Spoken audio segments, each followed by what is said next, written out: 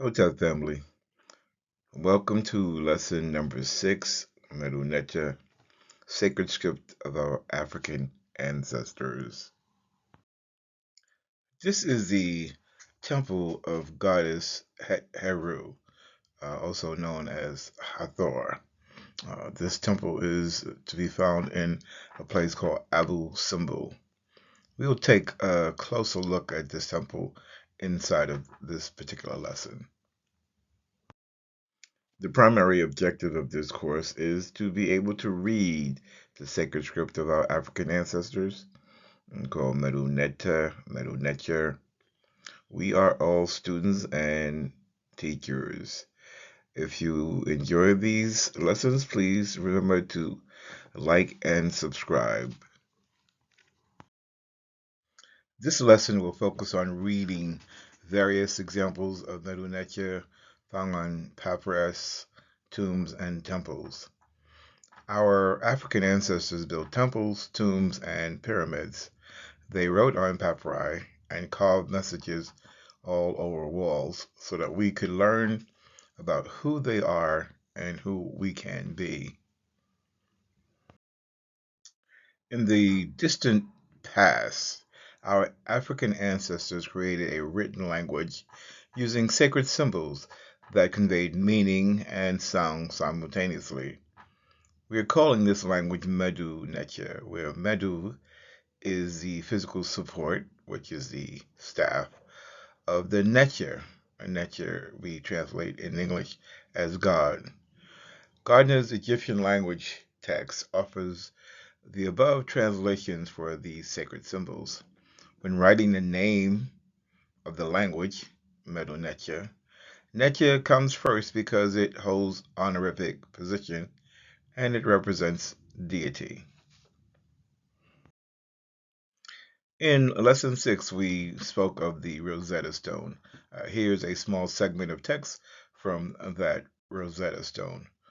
We can see the sacred symbol representing the stone tablet, which is shaped kind of like a slice of bread. And if we look from right to left from that tablet, we can see sacred symbols indicating that this is to be written in Medu Neter. Again, noting the sacred symbol for Neter has honorific position. At the end of this presentation, I will provide a link to the video where I found this specific bit of information. We continue to apply 19th century transliterations and translations of the Rosetta Stone as we try to read sacred symbols. So reading from right to left, we can make a valid attempt at the pronunciation of this Medu Neter. We would get Gem Mek Nefer. Our goal is to read and understand these messages from our African ancestors who live along the Nile. One possible translation of this set of sacred symbols into contemporary American English is find the beauty. In earlier lessons, we learned that the symbol that resembles a guitar is translated as beautiful or beauty. And the leading bird, which appears to be looking for something, is often translated as look for or find, thus giving us possibly find the beauty or find the beautiful. So let's do a little review of these individual sacred symbols. The first sacred symbol is an Egyptian black ibis bird. We saw this symbol in an earlier lesson. I think it's lesson 1, maybe lesson 2. So the black ibis bird is considered a biliteral when we do a transliteration, and the transliteration would give us the letters G, M, and we can pronounce it gem or gem. It can be translated as to look or seek or to find, and maybe that's an obvious translation. The Egyptian owl is considered a monoliteral, and it is transliterated using the letter M. which is often a phonetic complement, again, an idea we spoke of earlier, and maybe the phonetic complement of GM, but it could also represent the preposition in, as in go in, or go towards. I believe that it is doing double duty here. It serves both as a preposition and a phonetic complement. So it's the M of gem, and it could also be the um, preposition for seek in or seek towards. Just below the Egyptian owl is a basket with a handle. I actually think that it's a cup, but I could not find any proof of that. And I could not find an actual representation of a basket with a handle, so I'm using Gardner's definition and transliteration. It is transliterated as a K and is pronounced like the letter C in the word cup. The basket with a handle can be translated in English as the pronoun you. That would give us something like seek for you or seek for yourself. The next sacred symbol is the windpipe and heart, which is kind of my favorite symbol for some reason. It's a triliteral, NFR. We can pronounce it Nefer. It is translated as beautiful or beauty. It appears in the name Nefertiti and Nefertari. I will simply write air heart because that's what we see, even though it is translated into English as beauty or beautiful.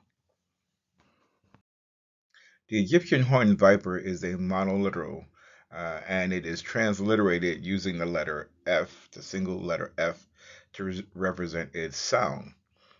It is often a phonetic complement and maybe the phonetic complement of Nefer, that is the F in Nefer. Um, but it could also represent the pronoun he, his, or him. And like the Egyptian owl, it could be doing double duty. So right below the horned viper is the mouth. It's a monoliteral and it is translated using the letter R, which suggests that it is simply the phonetic complement of Nefer, the horned viper being the F and the mouth being the R, because if we saw the windpipe and heart by itself, we would still call that Nefer. But it could also represent the mouth could also represent the preposition for, to, or towards. If we accept the English translation of Nefer as beautiful, beauty, we can get many possible translations. Find the beauty, look for the beautiful, seek for yourself the beauty. So when we see these set of sacred symbols together in this order, it is read Gem Mek Nefer. Its translation to English is open to interpretation, as is the case in all translations from one language to another.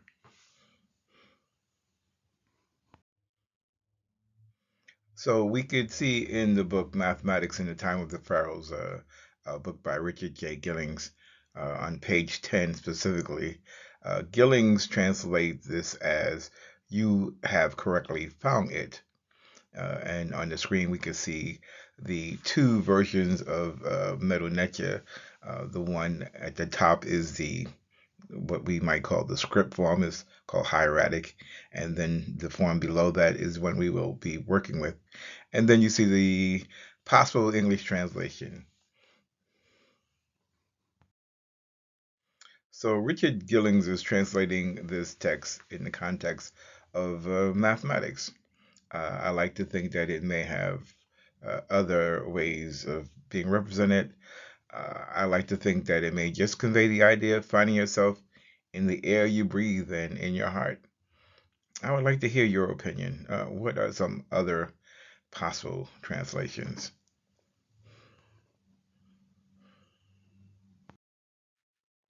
We spoke of these pyramids in lesson 6, and we're introduced to these three African ancestors and their pyramids.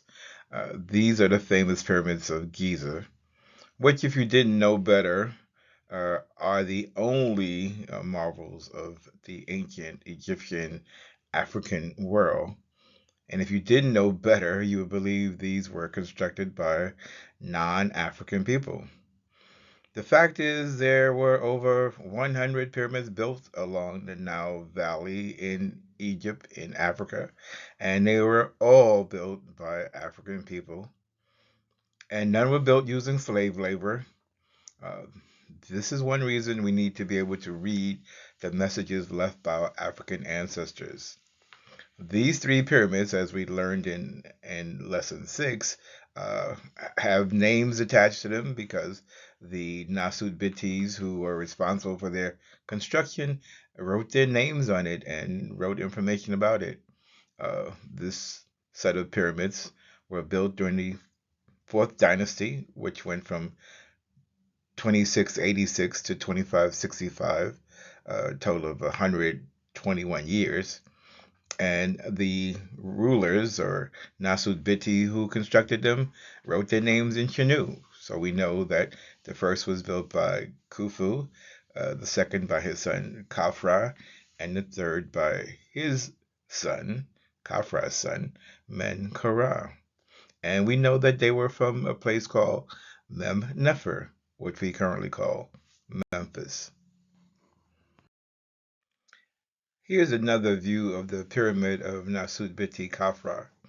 This pyramid is perfectly, as they all are, perfectly aligned so that each side faces the four cardinal directions: north, south, east, and west. This is the east facing side of the pyramid, so the face of the temple witnesses the sunrise each day. The image at the bottom left is a temple. It is a funerary temple. It is a temple of Ra Harakti. It is not a statue. It is a temple.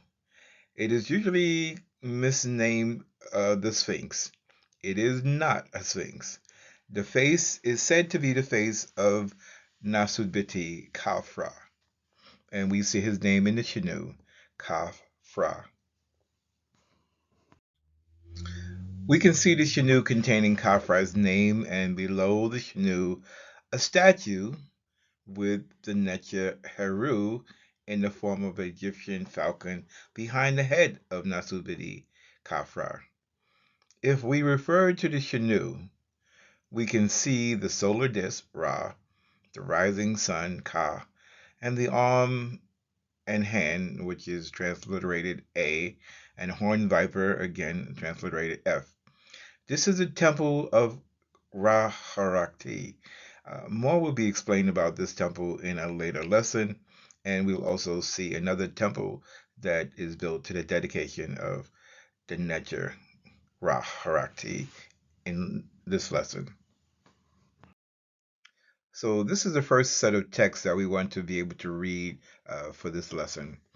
And without knowing any of the Medu Neter, we can see that this representation has something to do with writing, just by the image that we see.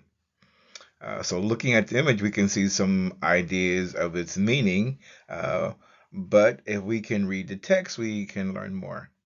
So being able to recognize some of the sacred symbols will give us a better understanding of what it is that we're seeing and how the text and the images all connect. So here we see the Egyptian black ibis bird is standing upright and standing on a pedestal with the loaf of bread and the two reed leaves below. It is the Medu Neter name for Jehudi. Jehudi is usually seen recording the results of the weighing of the heart. We will see Jehudi doing this in an upcoming set of slides.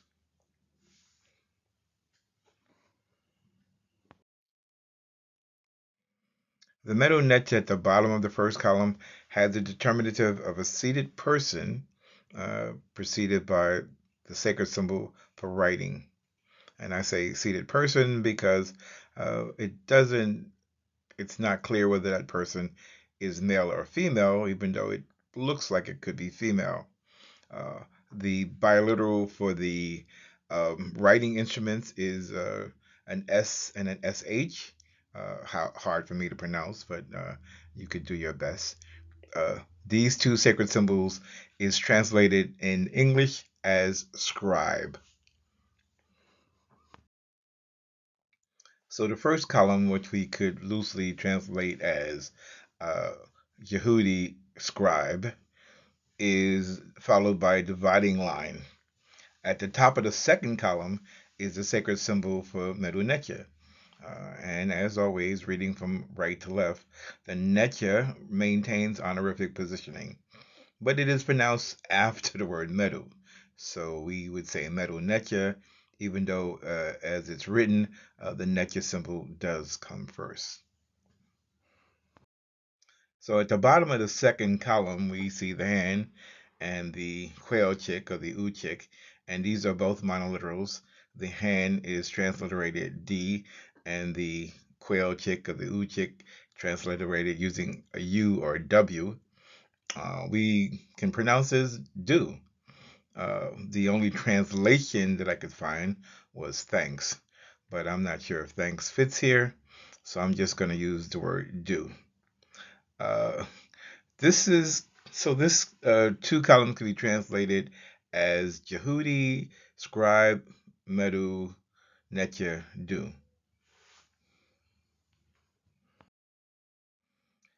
On the head of Jehudi, we see the lunar disk. And to the left of the lunar disk, we see two baskets and the Egyptian swallow. Again, we've seen these Medu Netya symbols before. Each basket is a biliteral. It is transliterated NB. And to indicate duality, we include TY. The Egyptian swallow is also a biliteral. It's WR and pronounced where. So this can be translated as Great Lord. Again, we've seen these sacred symbols in earlier lessons, but for now, I just repeat this is Nebti where. Great Lord. So at the bottom of the third column, we see the Egyptian owl, and the Uchik makes another appearance. Again, these are both monoliterals. The owl transliterated with the letter M, and the Uchik transliterated with the letter W, respectively. Uh, I was again unable to find a clear translation of this combination of sacred symbols, but it should be noted that the Uchik has the connotation of to be or is. So this could be translated as who is. In English, uh, this column could be translated as Great Lord who is. In the final column, we see the sacred symbol of the solar boat, which is a triliteral. Uh, Triliteral using the letters W, I, and A. I'm going to suggest the reed leaf and the Egyptian falcon, which are monoliterals, I and A respectively, are phonetic complements. Below Uia is a sacred symbol for sky, which is a biliteral, PT, and we will pronounce that pet. And the ripple of water, a monoliteral, N. This would translate as solar boat in the sky. Uia pet N.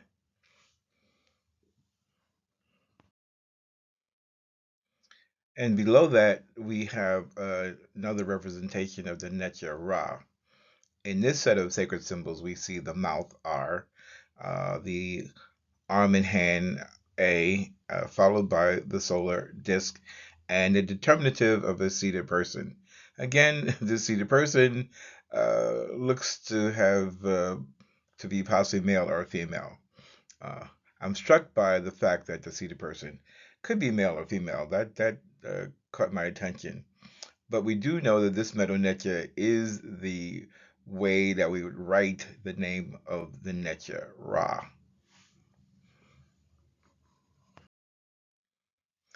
And the final set of symbols, the three symbols that we can read are Neb and Where and N, which again, we've already seen all of those. And this could be translated as Great Lord. We cannot see what follow these sacred symbols, so it's hard to understand the complete text without seeing everything else. So, just sticking to my goal of us trying to be able to read the Medu Neter, and not so much translate, but to read, we might try to read this as Jehudi Sashesh Medu Neter Du. Nebti Wer Emu Wea Pen en Ra Neb Wer. Now, I think what I will try to do is set up a session on Facebook so that we might try to actually figure out a translation for this. I would enjoy some company there. But moving right along, it might not be or should not be surprising that remnants of Jehudi can still be found on the African continent, since Jehudi is an African deity. And I saw this image posted on some social media. I don't remember exactly, possibly Facebook.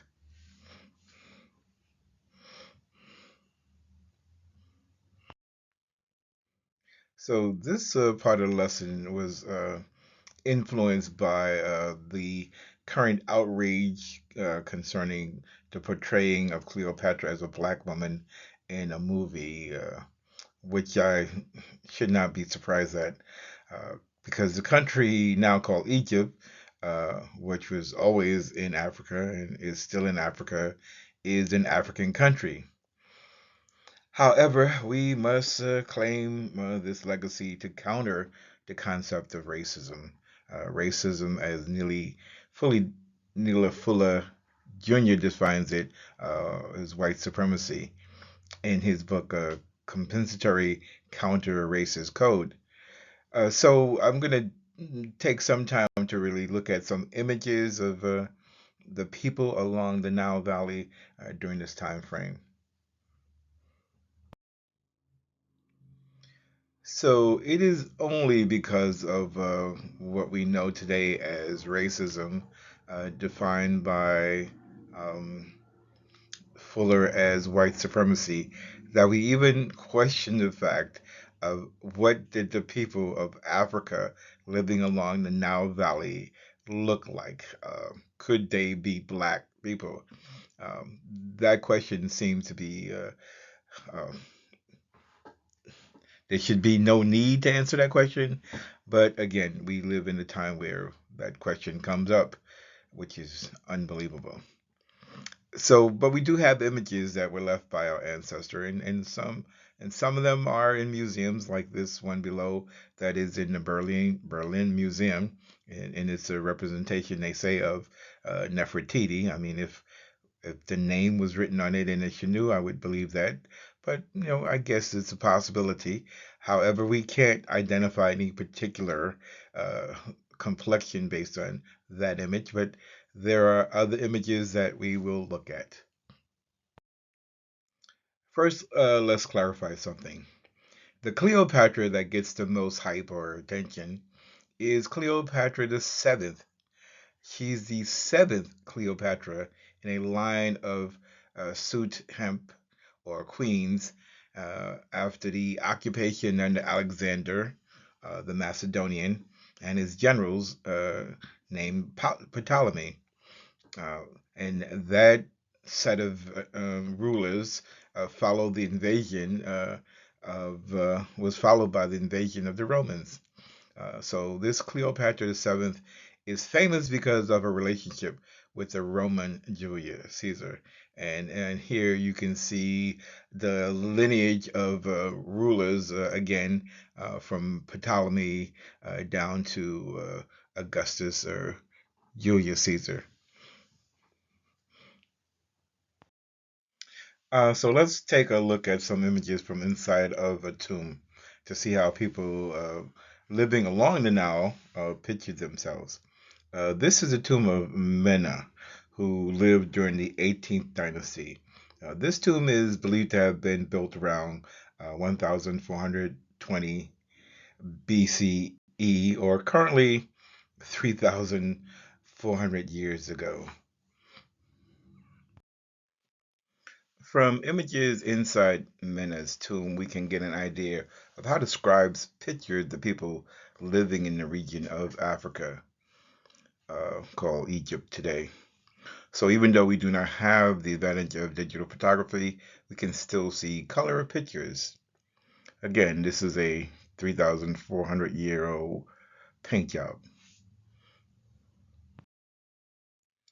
I want to first identify and talk about the Netcher in this frame.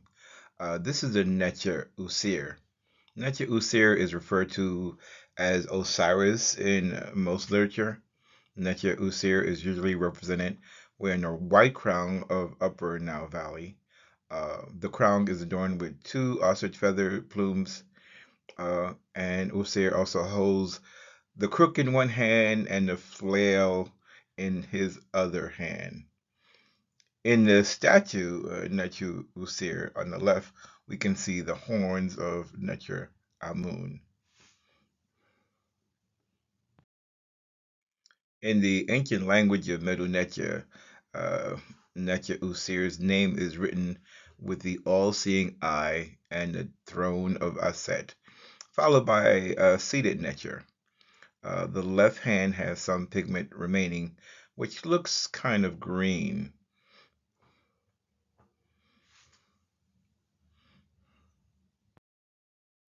Again, in this image of the Necher Usir, we see that he is painted in green and holding the crook and flail. He again has the white crown of Upper Nile Valley. It is adorned with the uh, feathers of Amun. And I also noticed when we look at his name, we see the all seeing eye, the throne of Aset, and we see a male determinative. And this determinative is indeed a Netcher. We could tell that by the curved beard. And so his name again appears as Usir. I'm not sure of the age of this image, but it is a better representation of Netcher Usir. You should be able to identify many of the sacred symbols in this image. And if you are not sure of what you're seeing, then the scribe wrote the name of Usir for us again. Above Usir, we can see the image of a man with his arms raised in praise.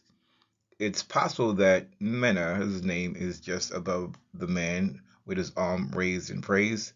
We should know that he is not a Nasubiti, so he doesn't get his name inscribed in a Shinu.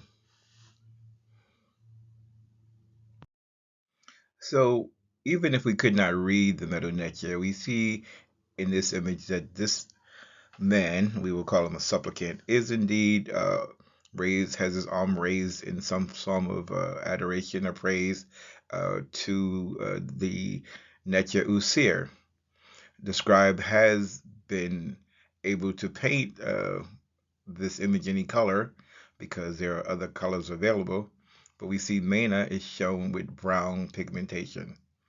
The female behind him and the men below are also shown as having a brown complexion. If we were able to read the text, we could get a better understanding of the story being told in this scene.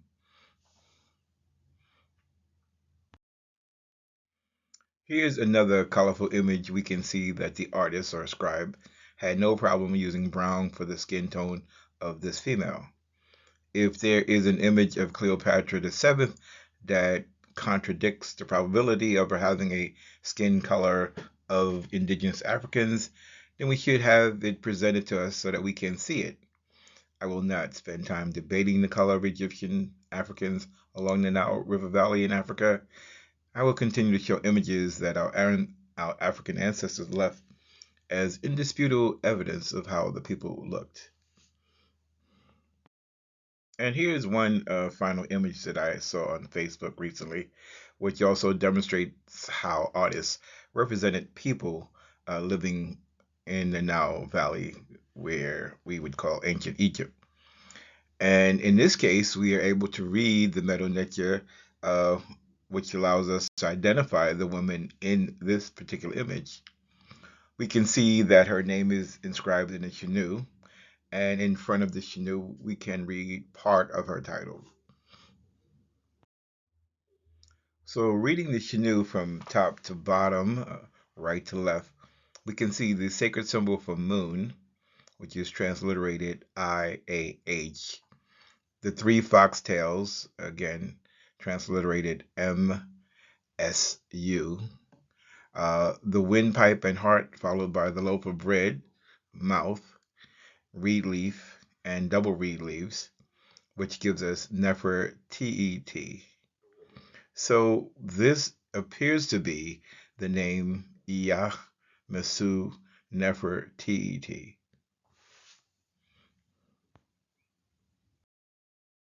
The legible part of the title has the suit plant and the Neturaret moot, including phonetic complement T, followed by the Egyptian swallow.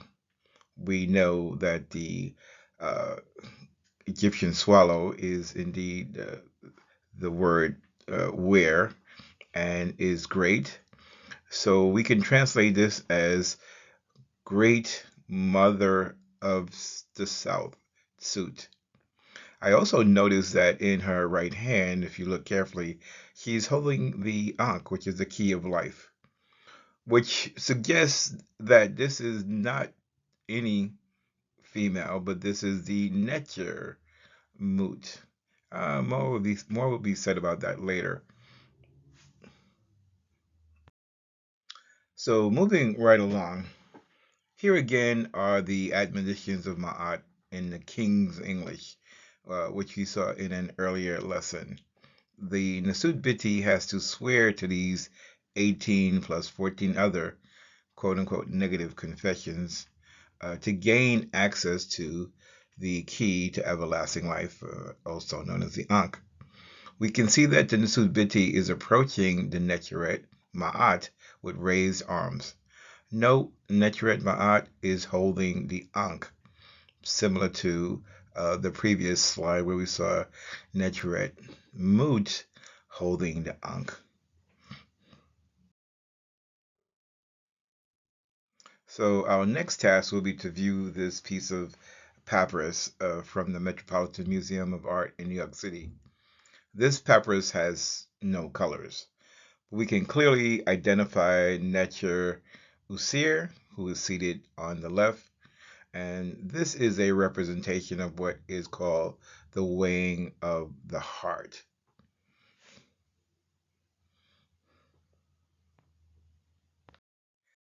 This piece of papyrus was too long to include in one single shot. So this is the right portion of the full text. There are no Medonecher text here, just images, but there are many, many images. And what we will do is look at each of these individual images very carefully. So first, again, we will identify and reference the Netcher Usir. Here he is again represented seated, holding the crook and flail, wearing a white crown of Upper Egypt. It's not colored white, but it has always been white. And it is adorned, the crown is adorned with the feathers of Amun and the horns of Necher Amun. The central theme of this piece of papyrus is the weighing of the heart. And we can see that in the center, identified by looking at the four Netru facing Usir.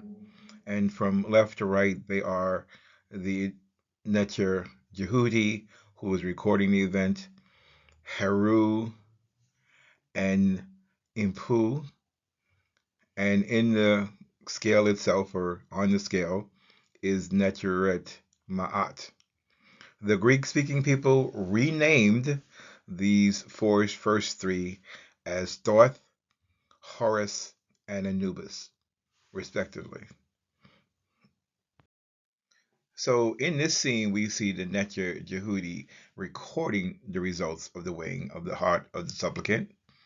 Heru is apparently tending to the side of the scale holding the heart, while Impu seems to be doing something with something like a counterweight, and the Netret Ma'at, who is seated on the scale, and this is being weighed against the supplicant's heart.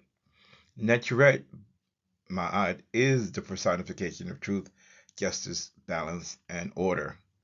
We spoke about Netret Ma'at in an earlier lesson. This creature is identified as Amut. The belief or suggestion is that if one does not pass on to Osir, if their heart is not balanced, they would return to Amut and be eaten. That's the theory. And anyone's theory is good.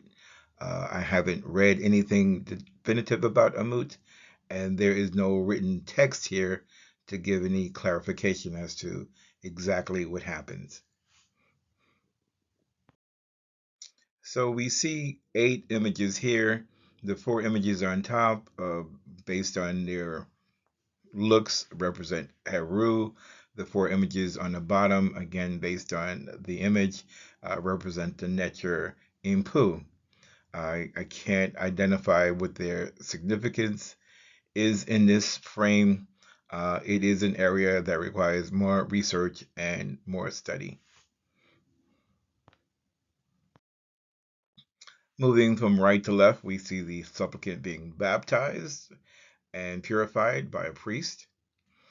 Moving along next, there is what I believe to be the spirit of Ma'at, moving the supplicant forward towards Netcher Usir, uh, where the heart is being weighed. And notice the raised arms in this case appears differently than the earlier images of Mena, who had his arms raised in front of him. In this case, the supplicant has his arms raised on both sides. I want to present another example of a baptism. In this case, we have Necheru Heru and Jehudi, and they are baptizing a Nasut Biti with ankhs, not water in this case, but with ankhs. The Shinu identifying the Nasut Biti, in addition to his body, have been chiseled out to make identification impossible, basically.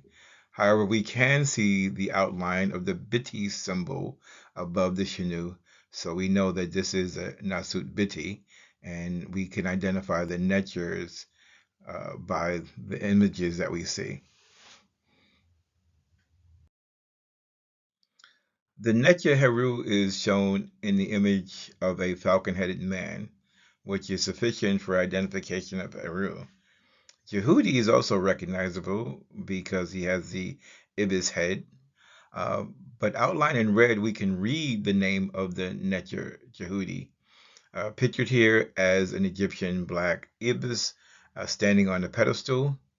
Above the name Jehuti, we see the Egyptian cobra, which is transliterated DJ, the pestle, which is transliterated TI, the ripple of water, transliterated N. So we get Jeti and Jehuti. And this is translated as said by Jehuti. Jeti and Jehuti, as said by Jehuti. So I pieced together the entire image to get it on one screen. This is the pivotal screen described in the Book of the Coming Forth by Day and by Night, which is commonly called the Book of the Dead. A link to the video from the Metropolitan Museum of Art describing this image is included at the end of this lesson. So as a culminating activity, we will venture to look at some images from another temple.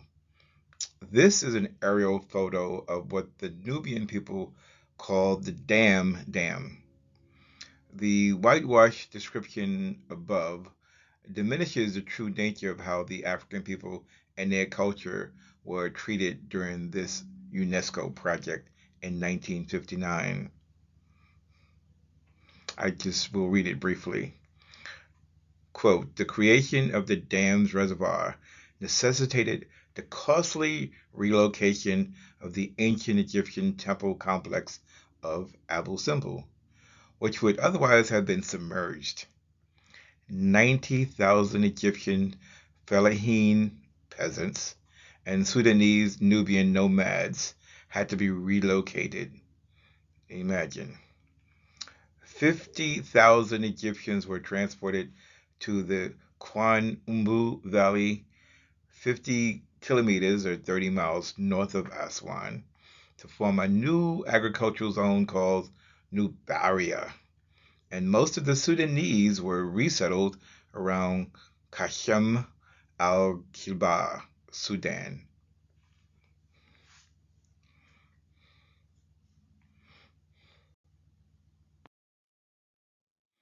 So, what does that all mean?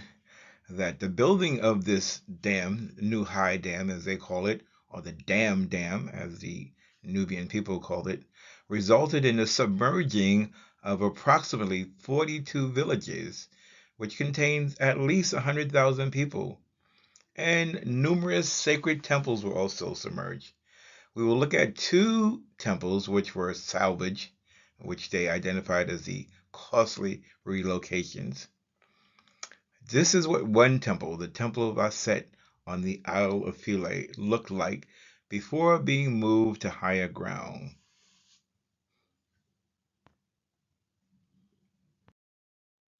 So this is the temple complex of Aset after it was relocated to the Isle of Agilica. We will examine this temple in a future lesson, but before that, we will look at another temple that was relocated. In this view from the airplane, if you look closely in the center of this photo, you can see the Temple of Ra Harakti, which was constructed by the Nasudbiti Usir Ma'at Ra Setept en Ra, who is commonly called Ramesses II. To the right of his temple is the temple he built for his Sut Hempt, or queen.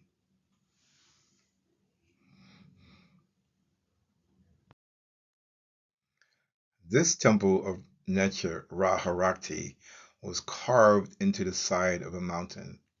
This mountain was cut into pieces and relocated on higher ground, saving it from the flooded Upper Nile Valley. It was one of the two temples identified as a costly relocation effort to save this historical area from total submersion. So, be that as it may, the relocation project was incredible, and the original construction, which took place over 3,000 years ago, is even more incredible. It is hard to imagine the level of mathematical genius involved in the original design and construction of this incredible temple.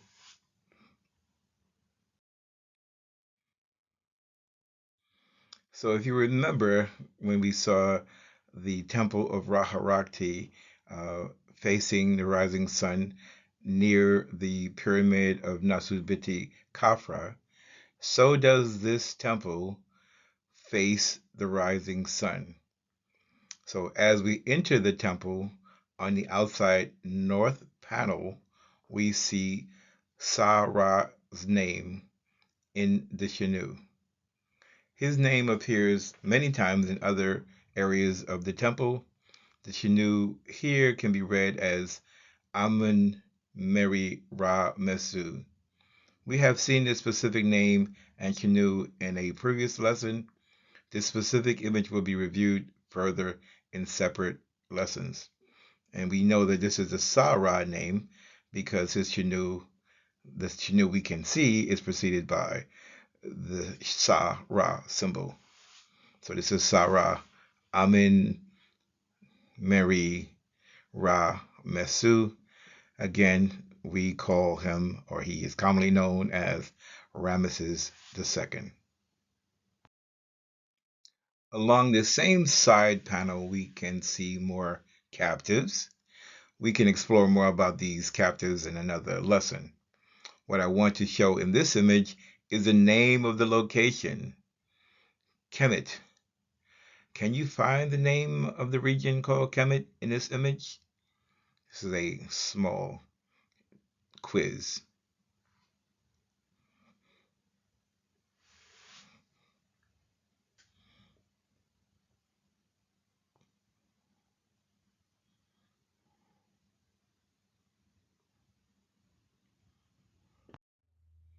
So I will spend the remainder of lesson number 7 focusing on the temple that Nasudbiti Usir Ma'at Ra Satept and Ra, commonly known as Ramses II, built for his suit Hempt. I captured this image from a YouTube link.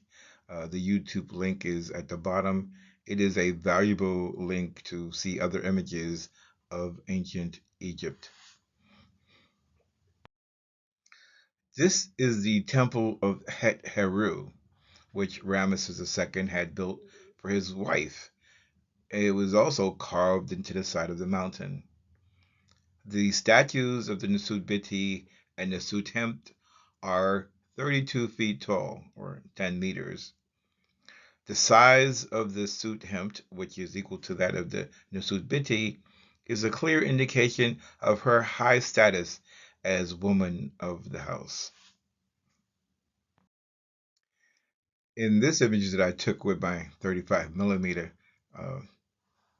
20 some odd years ago, from left to right, we see Ramesses II wearing the red crown of Lower Egypt, his wife wearing the horns of Het Heru, and then another image of Ramesses II wearing the white crown of Upper Nile Valley.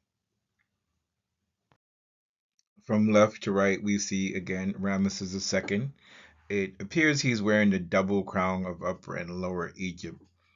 His wife is next to him wearing the horns of Het Heru.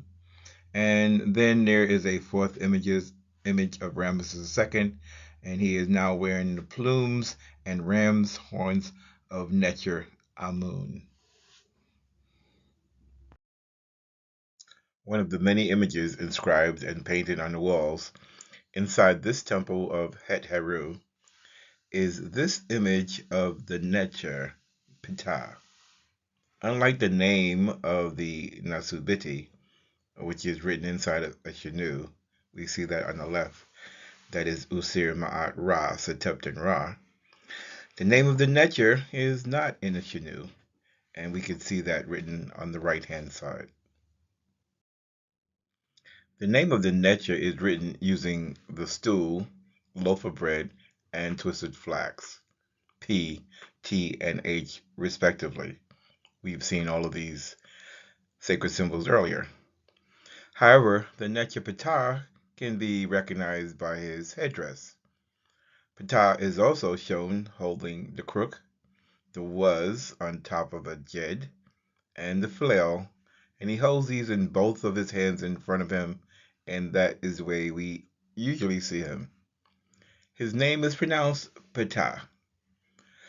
Above Necher Ptah, we see the cobra, jed, a vertical symbol, possibly a boat oar, that is transcribed as T, transliterated as T, written as the letter T, and a ripple of water, N. That spells Jed T-N. It is translated as it is said by. So Jed T-N Ptah would be translated as it is said by Ptah. Here we have another image of Necher Ptah. Can you identify his name written in Middle Necher? The stool, loaf of bread, and twisted flax.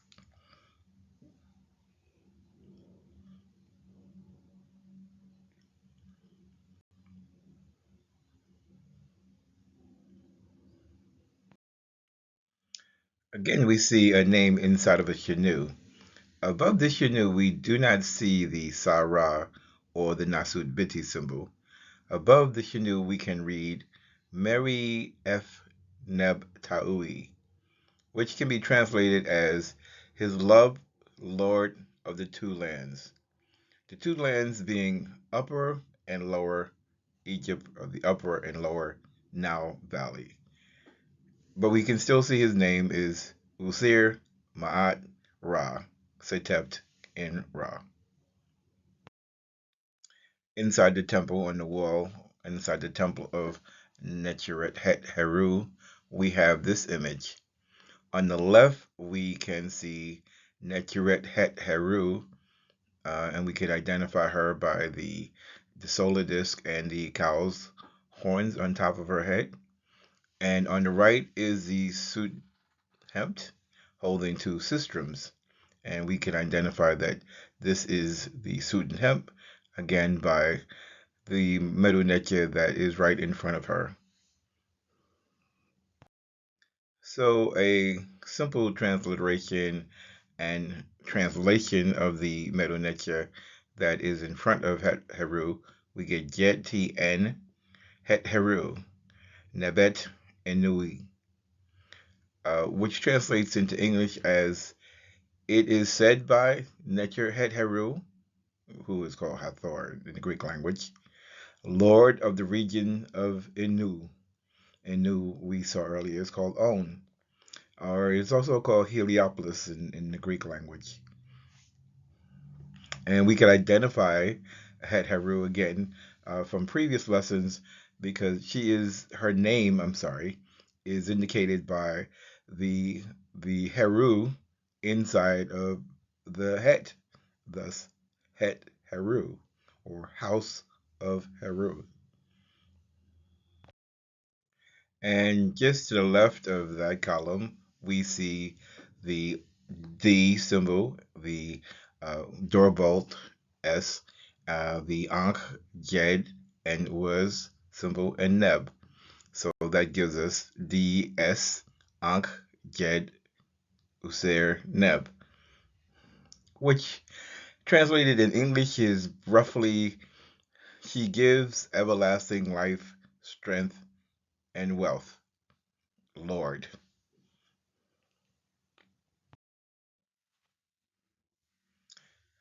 We can also read the name of the Sutemt in the Shinu above her head.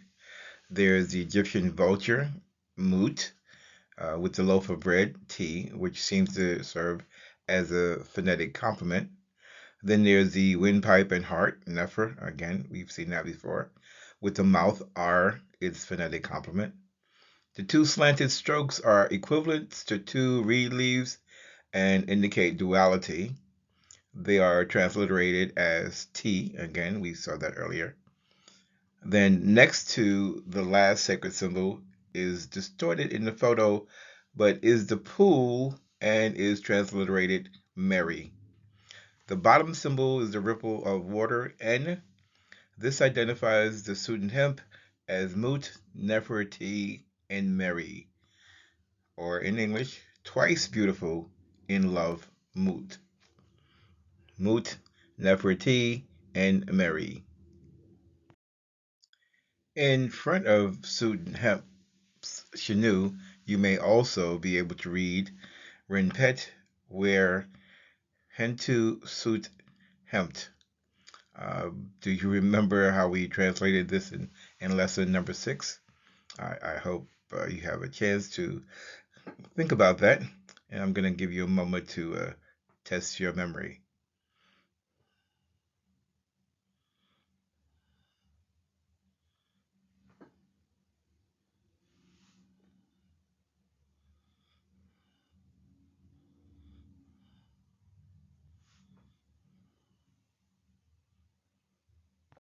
So, in many of the columns in the temple of Necheret Het Heru, the columns are have this image at the top. It is a image of Necheret Het Heru, and we can see again a woman with cow's ears. She has the long curly hair, and Below each curl on the column, we can read the titles: Suit Hemp on the right column and Nefer Netjer on the left column. And again, Suit Hemp, we agreed, is wife of the Suitin, the wife of the Nasut. And Nefer Netjer is beautiful God.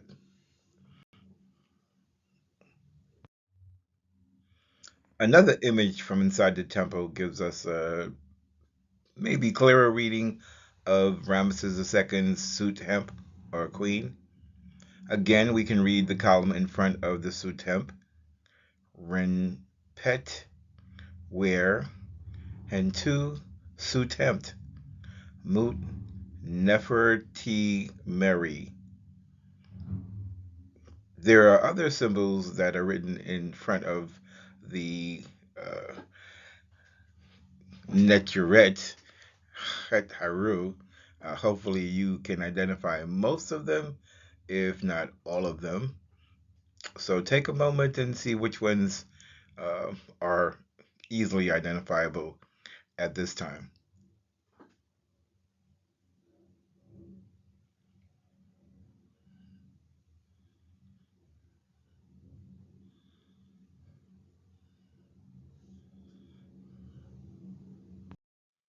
So in this image, which is different from previous images, we see on the left-hand side, we see the Neturet Het Heru, and she is assisting in the placing of a crown on the head of Mut Neferti and Mary, and we could identify that because Het Heru's name is right above her head, and Mut Neferti and Mary's name is in the Chinu.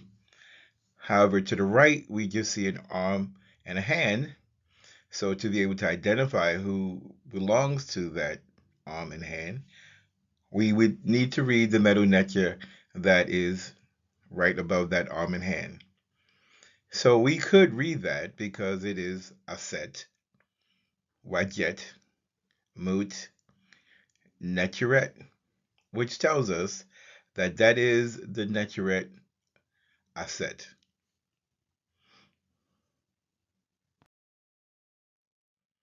So in this final image from for lesson 7, we can see Neter Amun Ra on the right, giving Ankh and was to someone that we can identify by his Shinu, and we can identify him as Nasut Biti, Usma'at Ra, Setept and Ra, Zar Ra, Amin, Mary Ra, Mesu. And we can also see that the Nasut Biti is offering incense to the Neter, and the Neter is offering was and Ankh to the Nasut Biti. Okay, so I hope this lesson was informative. It was kind of long. If you find this information of value, please subscribe. Lesson 8 will be posted by the first week in July, and maybe it won't be as long. We shall see.